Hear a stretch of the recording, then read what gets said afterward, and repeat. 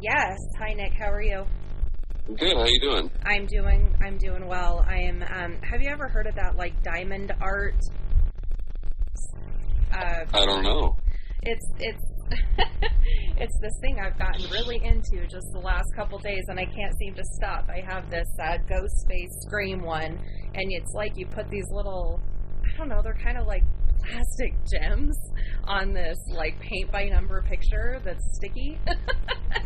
And So it's like bedazzling kind of vibe? yeah, kind of. Horror Nice. bedazzling. It's pretty neat. So I caught you diamond arting. Yes. I actually just got done with a client. I'm a counselor outside of doing the music stuff, and so it was a phone call session, and I was doing that while it's like very relaxing. So I was doing that while I was on that, and then I kept doing it up until now. Now I'm going to stop for a second and try to give myself a break. I have a neck ache. I have a backache. Working too hard on diamond art here. It's like Legos or puzzles. Like, once I get started, it's really tough for me to... I was up till 2 o'clock in the morning doing this. It's a problem. I need to stop. Yeah, I guess there's worse habits out there. Yeah. What kept me up till 3 was a lot less healthy, I'm sure. Yeah, definitely.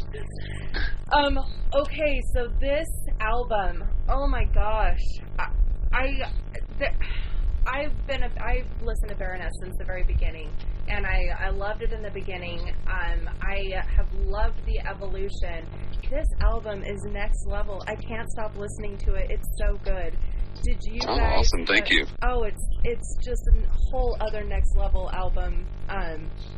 Just a complete masterpiece. Did you guys know while creating it how truly unique and special it was? Probably not. You know, there's no way you can try to actually understand how people will receive it. But thank you for the kind words. That's lofty territory there. But yeah, we just try to do something that's interesting to us, you know, and hope that people like it. So the fact that you like it, that's great. Thank you.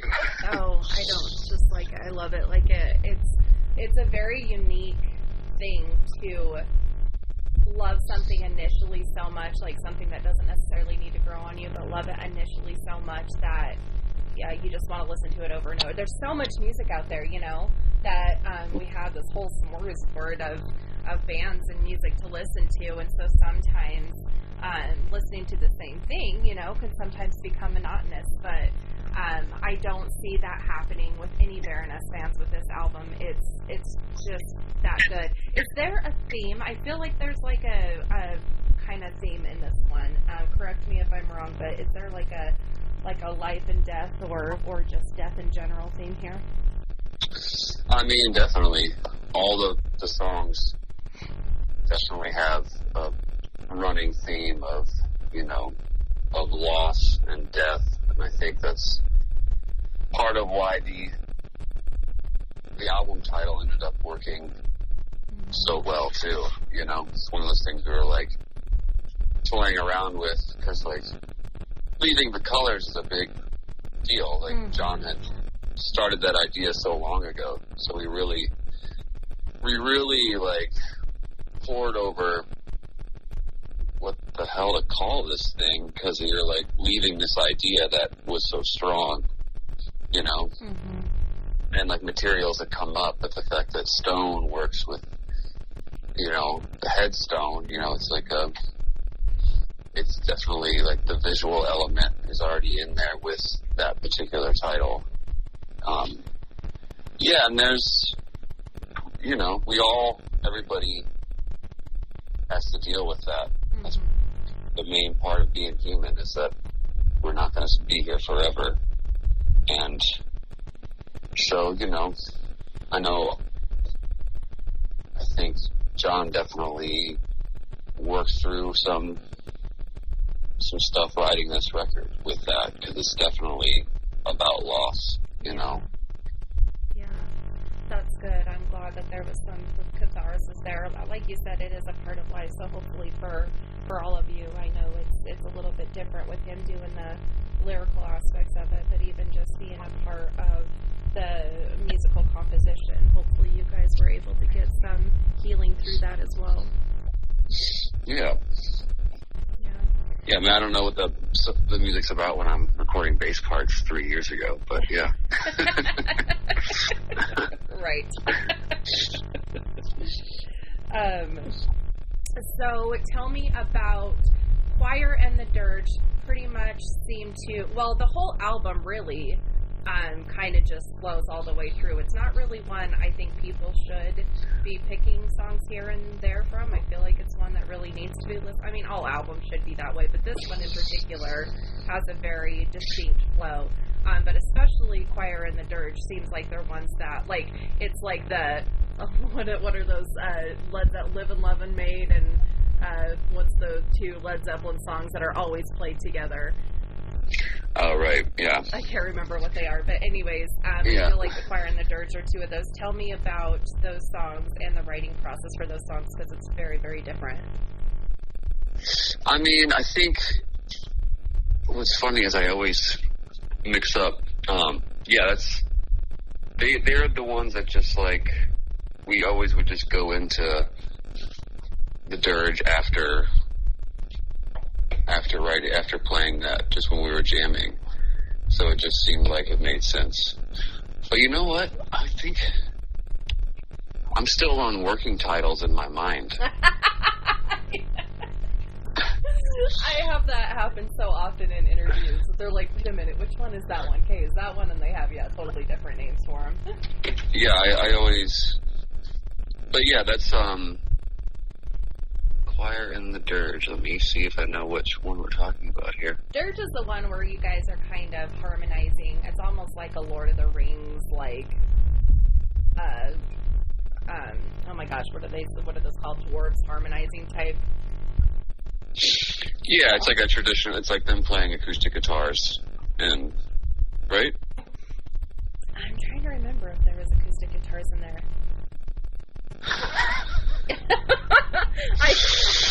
I should really listen to my own. I should really know what the hell my tracks are before I start talking about this record. No, you're good. I think there is. Because Choir isn't an acoustic guitars. It has the electric guitars, but I'm trying to even think of how to explain it. Like, so you're like, not this. Oh yeah, this. Yeah. That's the Dirge. Yes. Yes. And my ship is sailing. That stuff? Yes. Yeah, but, yeah. Yes. Because you do that again on somewhat a little bit on another one too. But yes, that one. And then Choir is the one where there's that really deep, throaty spoken word stuff. Yes. Yeah. Okay, we're back. We're back. Yeah, I mean, honestly, it's a lot of the stuff that ends up happening with the vocals is always a bit of a surprise for definitely me, because we do so much, like, it's like from the ground up kind of writing, which you think would be a little backwards, but so much of heavy music works like that, you know? Right. So we, like, work out these songs. We don't really know what the actual song's going to be until John, like, lives with it for a while, you know?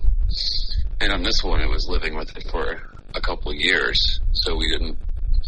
It was so far away from when we wrote this music to when we, like, heard what the song was.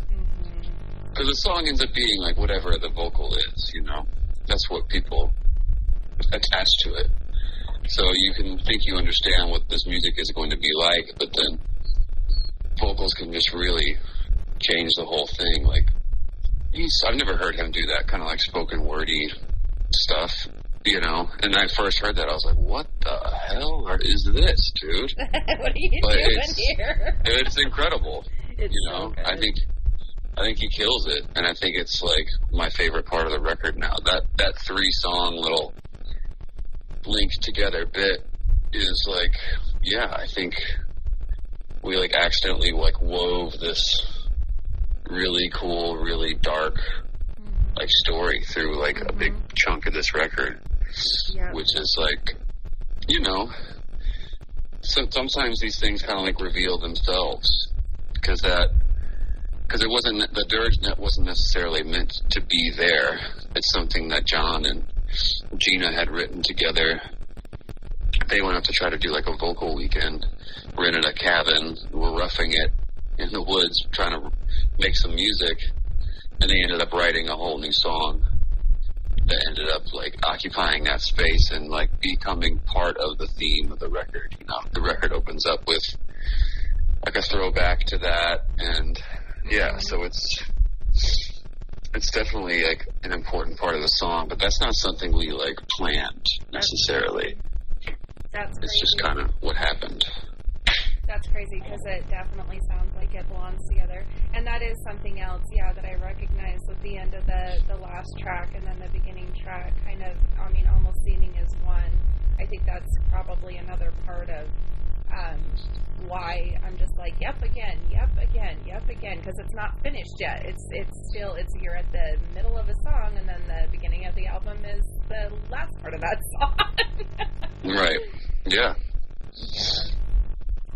That's what makes things like an album compared to just like writing songs, Yeah. And I think it's funny because, we're all into music that still makes albums, All of us are still very much interested in checking that kind of music out. Metal in general is like an album type of music, It's not like, we're not like a singles kind of band. Like we're releasing songs now, but it was kind of like a tough choice, honestly, because it's like, what? No, this is an album. Right. So it's like just the way the modern music industry works. It's like okay, it doesn't take anything away from the fact that this operates as an album. No. To trickle it out up until. And I think the two that you guys released were smart too. It'll be interesting. It'll be interesting when everyone else gets to listen to the whole thing. How much of a different experience and aspect they're going to have on those songs, but they're still, those ones are ones that can be more standalone until you put it in with the rest of them, Yeah, and see how it functions. Yeah. Yep. Sure. Your guys' record sales just went nuts, which is not shocking, but with all the different releases that you guys are doing, all the different vinyl pressings and stuff, they are just selling out left and right. Well, hell yeah. Did you not know that? That's good news. Yeah. I live in my own little world sometimes. There's nothing wrong with that. I'm just in my, But no, because we went down and did a tour of where they press our records. And we each got to like make our own pressing, of one of the variants and all this stuff. And it was like so cool. It was way cooler than I knew it was going to be. I was excited to go even, but I was like, oh, this is pretty awesome operation. Like how intense this operation is, and like just how much energy goes into making 10 variants for this freaking thing. It was cool. They're like, so it takes this many hours to do your records, and it's a lot less to do everybody else's. So thanks for the work, guys. Hey, job security. That's just what you tell them. You got to go on a little Mr. Rogers adventure then, and be able to see how it's made. Yeah, for real. It was cool. Which variant is the one you made? I think it was the Beneath the Rose one. Oh, nice. Yeah, I'm pretty sure that's the one we made. I mean, they're all really cool, and John was able to work with this guy named, I think his name was Connor, that works at Furnace, and they really, like, spent time and, like, developed very personal, different splatters and different color combinations, and they really, like, went in on a lot of thought into that stuff, so I'm glad people are digging them, because I mean, that's the great thing about having music fans, is that, like, they like the full physical entity of an album. You know, it's important to this whole genre, and it's important to me. So I love that people respond so well to, like, oh, this is like a particular piece of art that I'm getting. You know? Yeah, that's something that's been lost over the years. You know, I mean, being able to go into a shop and have something that is physical, and it's exciting, and then you want to listen to the whole thing in its entirety. It's like a whole process, and that's been lost along the years. So I'm really glad that vinyl's come back. Plus, vinyl in particular, I grew up on my dad's vinyl collection, went through cassette tapes, went through CDs, you know, now the streaming. And there's something different about listening to a vinyl than the other ones. It just sounds so much more raw, and like it's like a more intimate experience. For sure. Yeah, I think there's also something about, like, the commitment to digesting art in that way. Like, if you put on an album or if you go to the movies, you know, as opposed to, like, watching Netflix, there's this, like, commitment that just triggers your attention in a different way than putting on some random background music playlist that you're gonna, like, soft, cool jams to study to, or whatever, you know, people listen to. That you just, it triggers a response in us somehow, to where you're like, okay, I'm invested in this experience. You know, I've made a decision to listen to this, as opposed to, like, my life deserves 24/7 background music. Right. Yeah, you're dedicating that time to it, which is kind of like, you know, a meditative experience. A lot of people, when they hear the word meditation, they automatically lump it into, you know, trying to clear your mind and sitting down, you know, comfortably, and I think that sitting down and putting that discipline and attention into an album is just as much of a meditative experience. Sure. So you've been with the band for 10 years now, which, does that seem crazy? Tell me about it. Yeah, it does. Were you a fan before you joined? What's that now? Were you a fan before you joined? Was I in a band before I joined? No, sorry, a fan of Baroness. Oh, a fan. Honestly, very peripherally I knew about them. My good buddy that introduced me to Baroness, like, to introduce me to John, my friend Katie, she showed me some stuff. But, I mean, I was checking out different stuff back then, you know? My, like, heavy music intake was a lot more limited than it is, or has been, since, like, being around metal encyclopedias for 7 months out of the year, you know? So, yeah, I mean, like, my first, like, crash course to their music was, like, the bus ride down to John's house to jam with him, really, you know? Wow. So how and did it's you like, get instantly, it's like, oh, these guys are different. This is cool. Yeah. Yeah. So, what was the connection there? How did you get connected to him? Yeah, my friend Katie and John had developed, like, a friendship and, like, a music-making relationship, because she's a great singer that I went to college with. And when they needed a bass player, she's like, you should check out my friend Nick. And, yeah, that's basically it. And John told me to learn, like, 12 songs and see him in 7 hours, which, oh, geez. which I should have known what our working relationship is going to be like from then.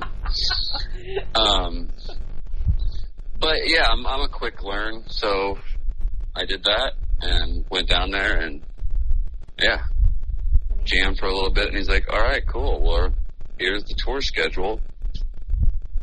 And here's what you're going to do for the next 10 years." So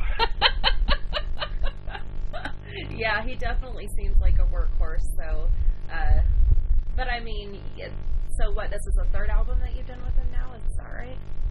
Yep. That's awesome. And you and Seb came around the same time?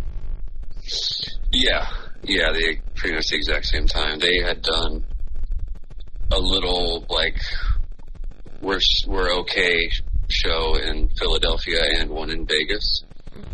And that, kind of like an acoustic setting with Pete, John, and Seb. And then, so they had done, like, 2 little shows before I met up with everybody. And yeah, thank God Seb is good at the drums. Otherwise, I would not have joined Baroness. You know? Yeah. Being a bass player, I was like, okay, yes, I like this music. I like these people. Is this guy a good drummer? And he's in my mind, he's like top 3 rock drummers on earth right now. So, yeah. Have you told him that? Have I told him? Have you told him to his face yet? Yeah.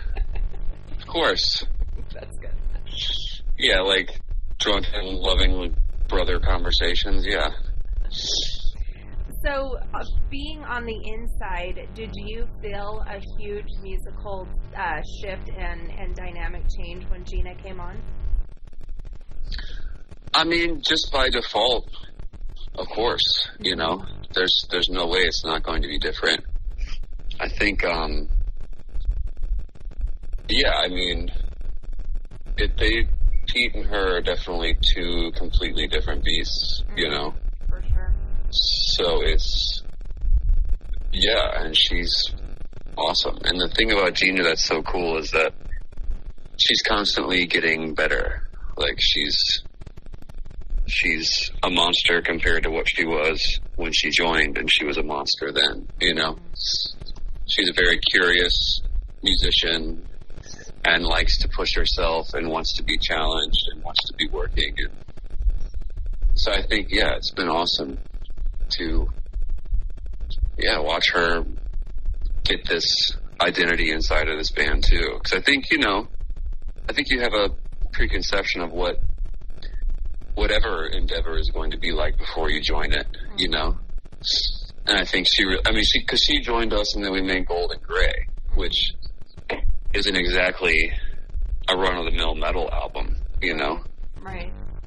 It's kind of like a weird, somehow aquatic, psychedelic metal journey, you know? Yeah. And I think that was weird for her, you know? I mean, she said it, like, it was like, that was like, whoa, this isn't what I thought I was signing up for. You know, these guys are at a different place than they were at this last album that she loved so much, you know? So, but, you know, that music is her fault too. Whether she knows it or not, you know, it's like, it's only because those 4 people met at that exact time that record was made, you know?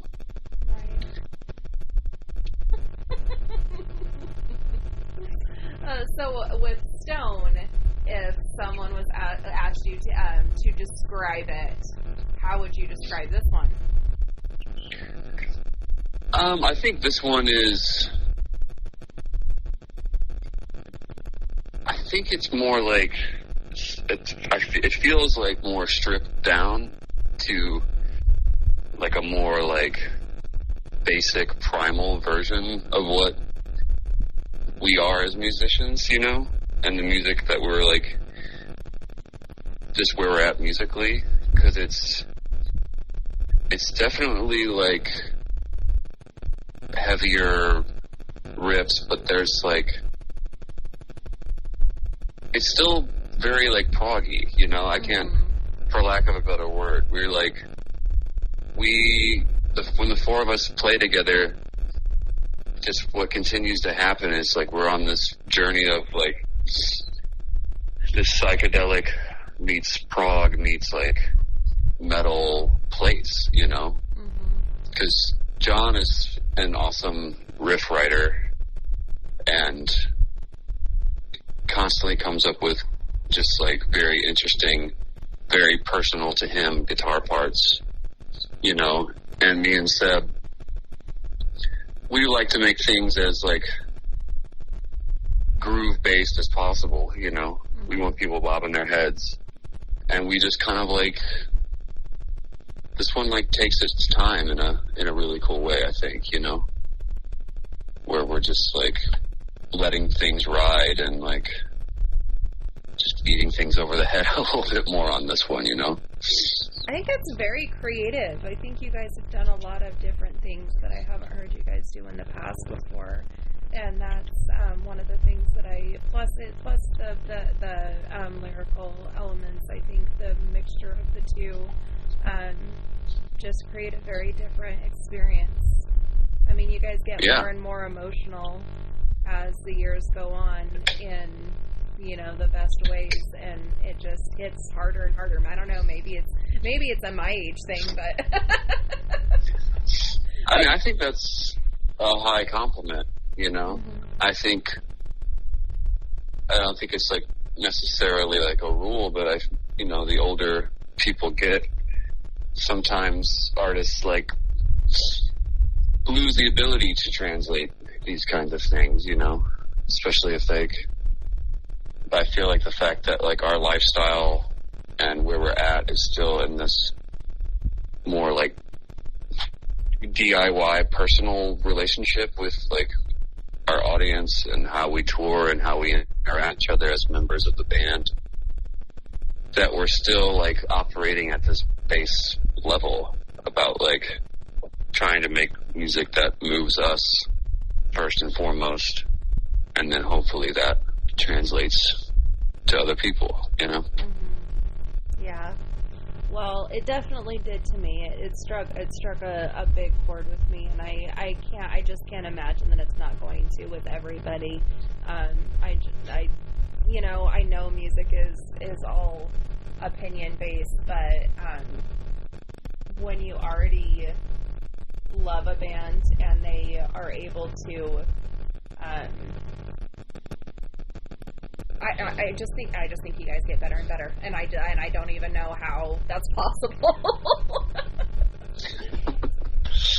Well, now we just have to do it again.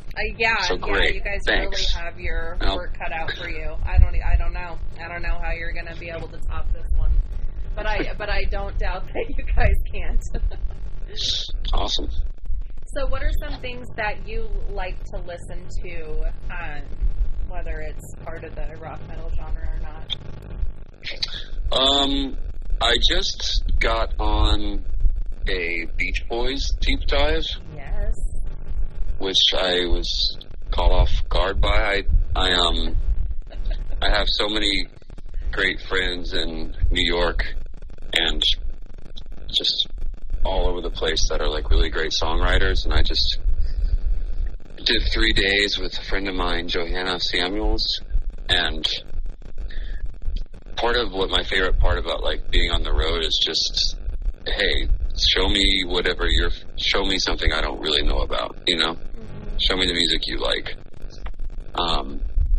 And yeah, her and the drummer Evan just knew everything about the Beach Boys, and we just went on this dive of their music, and I was like, holy shit.